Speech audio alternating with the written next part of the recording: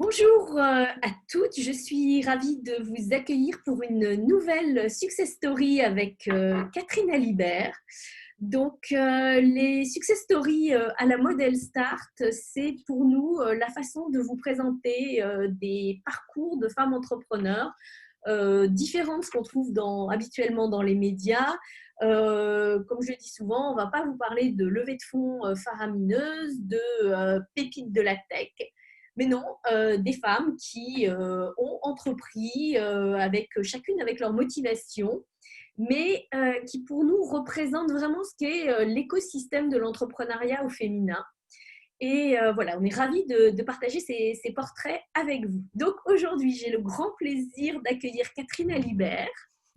Donc, voilà, merci Catherine. Donc, Catherine, je la définis comme une conteuse enthousiaste avec une vraie motivation à transmettre. Alors, elle se définit comme atypique, comme une formatrice indépendante en français. Alors moi, quand elle me dit ça, je trouve ça triste comme expression, donc je préfère la conteuse enthousiaste qui a envie de transmettre. Donc, pourquoi Catherine est une success story à nos yeux? Parce que Catherine est multifacette, elle a 1000 idées à la seconde. C'est une grande créative. À la base, la finance, le commercial, c'est pas son truc. Mais aujourd'hui, et elle me l'a dit quand on a bavardé avant de démarrer cette success story, dans son activité de tous les jours, qui est donc d'apprendre le français aux enfants de façon ludique, eh ben, elle en est arrivée à un point, elle vient de me dire, en fait, aujourd'hui, je suis obligée de dire non.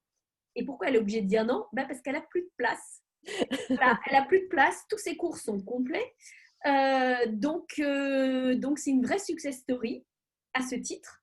C'est aussi une vraie success story parce que Catherine est l'exemple même de quelqu'un qui a une vraie mission et qui la suit d'un bout à l'autre. Elle a, comme je disais, cette volonté de transmettre, d'apprendre. Elle trouve mille et une façons de le faire avec les cours qu'elle peut donner, avec des ateliers d'écriture. Elle a aussi enfin atteint un projet qui lui trotte dans la tête depuis très longtemps, parce qu'elle vient de publier son premier livre pour enfants, qui est un vrai succès. Donc, le livre s'appelle La fille de l'empereur. C'est le premier tome d'une saga qui s'appelle Des ninjas et des samouraïs. Des ninjas et des samouraïs, c'est aussi le nom de son site internet, parce que Catherine a une vraie passion pour le Japon, vous en doutez. Donc, voilà, donc pour toutes ces bonnes raisons, Catherine est pour nous une success story. On se connaît depuis longtemps puisqu'on s'est rencontrés à New York. On était expatriés toutes les deux. Alors, on s'est rencontrés à New York, mais Catherine, à l'époque, était à Albany. Et elle était au tout début de son aventure entrepreneuriale à ce moment-là. Alors, quand tu as, on va refaire un peu le fil, quand tu as rejoint Elstart, quels étaient un peu tes besoins, tes difficultés, voilà. Est-ce que tu peux nous en dire un petit peu plus sur l'état d'esprit et de ton état d'esprit et l'état de ton projet quand tu nous as rejoint? Alors, déjà, merci beaucoup pour cette interview. Déjà, je ne sais plus où me mettre là, avec ce portrait-là. Alors, oui, je me souviens bien à la fois où on s'est rencontrés pour de vrai à New York. C'était super chouette. Et je me souviens bien aussi que j'étais expatriée et je voyais autour de moi des parents expatriés qui avaient des enfants qui étaient désespérés parce que leur enfant ne parlait plus français ou ne lisait plus français ou n'écrivait plus en français. Et il y avait un vrai problème. Il y a bien sûr des formations, il n'y a pas de souci, mais c'était toujours très, très lourd, etc. Et donc, je me suis dit, il y a quelque chose à faire là. Donc, je l'avais, mon idée. Et j'avais mon idée, j'avais aussi mon énergie, j'avais envie. Le problème, et c'est là que je t'ai rencontré, c'est là que je suis allée toquer Start, m'a ouvert la porte. Je ne savais pas par où commencer. Comment est-ce que je fais pour faire ça, voilà, j'ai mon idée, je veux faire des cours de français de manière plus ludique, autour d'ateliers d'écriture. J'ai déjà mes petites idées, mais par où je commence? Alors, j'avais aussi cette impression, j'ai commencé, en fait, j'avais déjà un petit peu commencé, mais c'était avec mes groupes d'amis, avec mon Oui. petit cercle autour de moi. Et ma grosse question, c'était, mais comment je peux faire pour élargir ce cercle? Donc voilà, j'avais tous ces besoins. Et puis les cercles d'amis aussi, le souci, c'est que on reste amateur quelque part. Et moi, Oui. j'avais besoin aussi d'être plus crédible, d'être plus dans le professionnalisme, de montrer que voilà, je pouvais le faire et que j'étais une pro. Mais à ce moment-là, c'était encore un peu flou, quoi. Donc du coup, voilà, je suis allée toquer chez Elstart et voilà, c'était le début d'une longue et passionnante collaboration. Bah, écoute, et alors, en quoi Elstart a pu t'aider? Qu'est-ce que ça t'a permis de réaliser, en fait? D'accomplir, Alors, enfin, voilà. au tout début, au tout début, en fait, je suis allée piocher dans les outils de la box. Mm. En fait, c'est très bien fait parce que il y a énormément d'outils. Il y en a que je connaissais déjà. Par exemple, faire son site internet. Moi, j'ai fait 10 ans dans le e-learning. Oui, je sais comment marche un site internet. J'ai pas besoin de cet outil-là. Par contre, un business plan, c'est quoi exactement? Voilà, là, ça, bizarrement, ça m'a plus parlé. Donc, j'ai découvert des choses, j'ai découvert des outils qui vraiment m'ont permis de m'organiser beaucoup mieux et puis aussi de me projeter, vraiment de me projeter dans mon entreprise. Donc ça, c'était vraiment chouette. Donc toute la partie financière, administrative, tous ces outils-là, je les ai, j'y suis allée et vraiment, ça a démystifié plein de choses.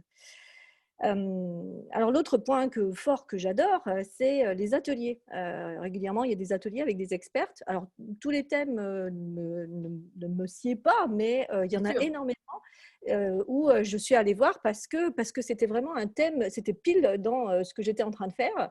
Et donc, voilà, ça permet vraiment de réfléchir. Et puis, on a aussi des réponses à nos questions. On a une experte qui est là et donc on peut tout à fait, par le chat, demander. Et il y a du répondant. Et ça, c'est chouette parce que quand on regarde une conférence mais qu'on n'a pas ce lien, c'est un peu frustrant parce qu'on a une toute petite question et la réponse est juste là, mais on n'a pas ce retour. Et donc ça, c'est vraiment précieux d'être en contact, d'être en Ouais. relation avec des expertes. Et quel est ton atelier préféré, si je peux t'interrompre là, je te pose une question pas prévue. Question pas prévue. Euh, alors, c'est mon préféré et mon pas préféré, mais en fait, il y en a un sur Trello que tu as fait. Et celui-là, en fait, quand j'ai fini l'atelier, je me suis dit, voilà, mais Trello, mais on peut faire trop de choses avec. Et donc, au final, je me suis dit, bah, non, c'est peut-être pas pour moi cet outil-là. Et en fait, je vais je te dire quelque chose. Toute la partie, la production de mon livre, donc de l'écriture, tout ce qui peut être marketing, tout ce qui peut être administratif, etc., je l'ai fait entièrement sur Trello. Ça me fait très plaisir. Donc voilà, sur le moment, c'était trop tout neuf, Ouais. mais voilà, petit à petit, je me suis dit, bah, je peux essayer de l'utiliser comme ça, et ça m'a donné plein d'idées en fait pour l'utiliser. Donc Bah voilà. écoute, super, ça c'est voilà, je suis ravie, je suis ravie. Bah, c'est le but aussi. Et au niveau comment dire, quels sont les donc là Trello, bon ça n'a pas déclenché tout de suite, mais ça a déclenché après. Est-ce qu'il y a d'autres choses qui dans ce qu'on a pu faire ensemble et qui ont provoqué des déclenchements, des prises de conscience? Alors moi j'ai mes petites idées en tête, mais je te laisse répondre. Alors moi, tout ce qui peut être financier, mettre le nez dans les chiffres, ça a été aussi quelque chose où on est un peu réfractaire parce que voilà, faire un prévisionnel, ben voilà, je mets des chiffres, mais qu'est-ce que je mets exactement? Enfin, ça pose plein de réflexions. Mais en fait, voilà, une fois qu'on a eu l'explication plus claire, on sait ce qu'il faut mettre et on l'adapte complètement à notre entreprise, à notre situation. à notre cible, j'ai envie de dire. Je n'aime pas trop le côté cible, mais voilà, avec le client idéal, donc Ouais. tout ça se met en phase. Et donc, du coup, on a un prévisionnel qui soudain, on se dit, bah, si, c'est réalisable en fait. On n'est plus dans le nuage tout là-haut, idéalement, j'aimerais ça. On est dans, ouais, je peux le faire, c'est réalisable. Et du coup, ça donne une impulsion qui est énorme. Qui vraiment, on se dit, bah, ouais, allez, hop, hop, j'y vais. On y va, Donc, tout à fait. Non, et c'est c'est vrai. vraiment ça. Ouais, c'est vrai que là où je trouve que ton parcours est vraiment fantastique, c'est que tu as su justement, comme je disais, passer d'une vision extrêmement créative, parce que je me souviens d'entretiens, de boost avec toi, où c'était un peu, j'ai un nouveau client, je fais une nouvelle offre, une formule, enfin à des packages d'offres beaucoup plus ciblés. Je me souviens aussi de travail qu'on a pu faire sur les prix. Tu parlais du prévisionnel, mais c'est voilà, sur la notion de prix. On a souvent ce petit syndrome de l'imposteur, ce sentiment d'illégitimité où on aurait presque envie de faire cadeau de toutes ces offres géniales qu'on a inventées. Et, Ouais. euh, et c'est vrai que là-dessus, ça faisait partie un peu des freins que tu avais. Et c'est des choses que tu as vraiment dépassées aujourd'hui. Ça fait vraiment Oui. plaisir quand Ouais, tu... ouais. Et des choses aussi que j'ai mis en place qui se sont avérées totalement vraies. C'est-à-dire que l'idée du prix et de la valeur, mettre un prix très bas pour avoir plus de monde, oui, c'est bien. Sauf que moi, en fait, quand j'ai commencé d'augmenter mes prix, j'ai eu encore plus de monde. Ouais. Ça, Parce que c'est vraiment quelque justement, chose d'important à souligner. c'est- mais voilà, quand on le dit comme ça, oh non, mais quand même, moi je veux vraiment beaucoup de monde. Oui, mais en fait, non, c'est vraiment, ça a été vraiment flagrant pour moi. Et tu parlais des séances de boost. C'est vrai que ce soit avec toi ou avec Sophie, moi, c'est quelque chose qui m'a fait des bonds en avant, mais énormes à chaque fois. Et ce que j'ai aimé, c'est que il n'y a pas de langue de bois, c'est qu'il y a un côté complètement clair, net et précis, dans la bienveillance, hein, bien sûr, mais voilà, vous appuyez vraiment là où ça coince, et soudain on se dit, ah mais oui, mais c'est là où ça coince. Et du coup, il est plus facile après de faire un plan d'action qui est beaucoup plus clair, et quand on a le plan d'action, après, il n'y a plus qu'à. Donc ça, c'est vraiment, vous avez décoincé vraiment beaucoup, beaucoup de choses. Et Bon, écoute, vraiment, c'est… on est ravis, voilà, on est ravis voilà, d'avoir pu t'aider sur ces genres sur ces sujets. Et c'est vraiment, voilà, on essaie on est contente quand on a ce genre de retour, mais et puis voilà, puis quand on voit effectivement le succès de nos entrepreneurs. Et tu dirais que ton plus grand moment d'audace en tant qu'entrepreneur, c'est quoi? Alors, c'est marrant parce que quand j'ai vu cette question, je me suis dit, c'est marrant parce que quand on est audacieux, en fait, on éprouve ce sentiment d'audace juste avant. Mais une fois que c'est fait, ben ouais, enfin voilà, c'est un peu comment c'est déjà la citation? It seems impossible till it's done. Ça semble impossible tant que c'est pas fait. Et Voilà, puis une fois que c'est exactement. fait, ben voilà, Non, c'est voilà. possible. Donc il y a plus ce truc-là. Donc le plus grand, je sais pas, mais en tout cas le plus récent, le plus récent, ça a été quand j'ai d'une main tremblante appuyé sur un bouton où il y avait écrit publier. Alors c'était pas un post Instagram ou un post Facebook, Ou une c'était newsletter sur Mailchimp avec le oui, bouton non, blanc. Oui. c'était pas ça. C'était publier le livre.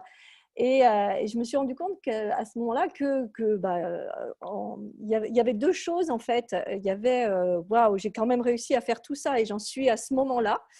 Et puis il y avait aussi tous les doutes qui viennent, le et si ça se passe mal, et s'ils n'aiment pas, et, si… Et donc à un moment, voilà, on clique. Et c'est un peu comme quand on est en haut du plongeoir et puis qu'on va aller dans l'eau, on ne sait pas trop comment ça va arriver. Et c'est un moment, c'est un frisson qui est vraiment divin parce que finalement, une fois que c'est fait, on se dit ça y est, c'est parti. Et ça y est, c'est ma voix, ça y est, oui, mais bien sûr que je voulais faire ça depuis tout ce temps. C'est pour ça que j'ai mis tous ces efforts. Et donc c'est vraiment quelque chose, oui, bien sûr, lancez-vous. Non, mais effectivement, alors en plus, bon, on peut dire que ton livre est sorti il y a pas longtemps, mais que les retours sont vraiment excellents. Donc voilà, je le mets à l'écran, Une histoire de ninja et de samouraï, le tome 1, La fille de l'empereur, Catherine Alibert. Moi, je Alors, l'ai roman jeunesse, dévoré. hein. Je suis plus dans la cible, mais voilà, je l'ai dévoré. Si vous, voilà, donc je dis aussi, si vous cherchez une idée de cadeau de Noël pour un enfant, fille ou garçon, c'est important parce que voilà, ça s'adresse aussi bien aux filles qu'aux garçons entre 8 et 12 ans. Voilà, n'hésitez pas, on mettra les liens aussi en dessous de la vidéo. Et puis même si pour l'instant le carnet de rendez-vous de Catherine est complet, mais que vous avez envie de découvrir ce qu'elle propose pour les enfants, n'hésitez pas à aller voir son site internet. Je vous encourage aussi à suivre son compte Instagram que je trouve très sympa et très bien animé. Donc, voilà, je pense que… Écoute, en tout cas, Catherine, je ne sais pas si avais d'autres choses à rajouter. Nous, en tout cas… Alors, moi, j'ai deux petites choses à rajouter.